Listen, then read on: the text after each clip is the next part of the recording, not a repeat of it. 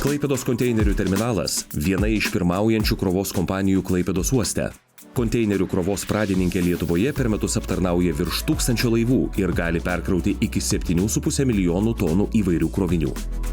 Įmonės klientai – didžiausios pasaulyje laivybos linijos gabenančios konteinerius per Klaipėdos uostą. Šiuo metu kompanija valdo 2 specializuotus krovos terminalus. Konteinerių terminalo krovos pajėgumas – 700 000 TEU per metus. Terminalas teikia visų tipų konteinerių perkrovimo, konteinerių šaldytuvų aptarnavimo, krovinių perkrovimo iš konteinerių į konteinerius paslaugas. Terminalas gali be apribojimų priimti ir pilnai pakrauti Post-Panamax klasės laivus.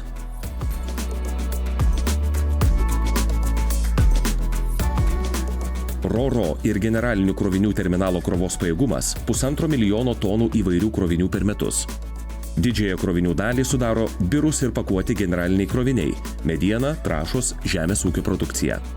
Terminalas teikia RoRo keltų aptarnavimo paslaugas.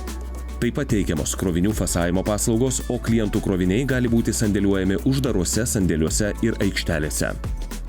2020 metais atidaryta TT Line keltų linija gabenanti ratinius krovinius ir keleivius iš Klaipėdos į Trelleborgą Švedijoje.